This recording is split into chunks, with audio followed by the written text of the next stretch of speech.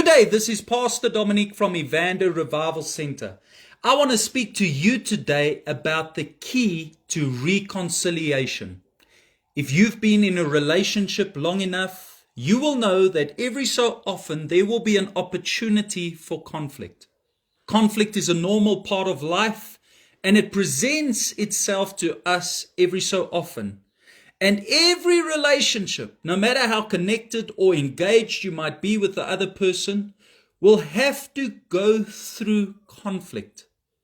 It's in these moments of conflict where we can have tension with somebody we dearly love or somebody that we care for affectionately. We see this in the life of Abraham in Genesis chapter 13 verse 8. The Bible says that Abraham had conflict with a close relative, his nephew Lot. Abraham was a great hero of faith. He heard from God. But no matter how faithful and good Abraham was, yet he experienced conflict in his relationships. Even David experienced conflict in a relationship, not with an enemy, but with a close friend. Listen to what David writes in Psalm 55, verse 12 to 14. If an enemy were insulting me, I could endure it. If a foe were rising up against me, I could hide. But it is you, a man like myself, my companion, my close friend, with whom I once enjoyed sweet fellowship at the house of God as we walked among the worshippers. David says that he has experienced insults, opposition from a close friend, a companion, somebody he went to church with. Oh, how relevant that is to us today. Because to a certain degree, we all experience this from time to time. It's in these moments of conflict in our relationships where tension arises. And oftentimes we can make mistakes. Why? Because we are human. Romans chapter 3 verse 23 says, we have all sinned and fallen short of the glory of God. That means we're all human, we make mistakes, we've got faults and flaws. And we say things in the moment, we act out in a way that we later regret. We might even respond out of emotion. I know, looking back on my relationships and my friendships, there are things that I have said, there are things that I've done that I'm not always proud of. And I regret today. But God expects us as believers, in spite of our mistakes, to reconcile. God is very, very serious about reconciliation. And no matter what we have done, you and I, as believers, are responsible for reconciliation. Now, Jesus is so serious about this matter that he says in Matthew chapter 5, verse 23 to 24, he says these words. So if you are presenting a sacrifice at the altar in the temple and you suddenly remember that somebody has something against you, leave your sacrifice there at the altar. Go and be reconciled to that person. Then come and offer your sacrifice to God. Jesus says if you're going to come to church and worship God and you've got an offering or a sacrifice, but you realize that you need to be reconciled to somebody, there has been strife and conflict and there hasn't been restoration of that relationship. Jesus says, leave your sacrifice, your offering at the altar and go and be reconciled first. Reconciliation is so crucial in the kingdom of God.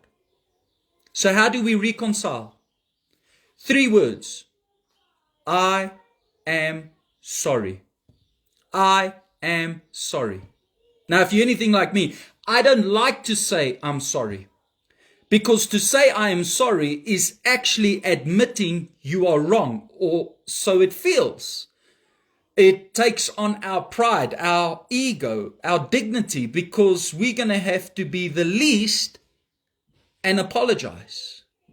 But this is the key to reconciliation. Do we want to get the upper hand on the other person and prove that they're wrong? Or are we willing to humble ourselves, lay down our pride, and apologize? James chapter 4 verse 6 says, God gives grace to the humble. God gives grace to us when we choose to apologize, when we choose to say, I am sorry. Those three words can restore broken fellowship. Those three words can mend a devastated friendship. It can even possibly save a marriage and restore unity and love to a family in a home. I am sorry. Listen to what David writes, a man after God's own heart, in Psalm 38 verse 18. He says these words, but I confess my sins. I'm deeply sorry for what I have done. David even writes in the Bible that he is sorry. And David, a man after God's own heart, admitted to his wrongdoing and admitted that it was wrong of him, and he said, I am sorry. How much more so you and I? Can we say, I am sorry? Now, I just want to say, saying I'm sorry is not enough oftentimes. It has to be backed up with action. We see this in the story of Zacchaeus in Luke chapter 19 verse 8. Zacchaeus was a corrupt tax collector. He had been doing people in for a living until he encountered Jesus, and his whole life was changed. And Zacchaeus says this to Jesus, I will give half my wealth to the poor, Lord, and if I have cheated people on their taxes, I will give back 4 times as much.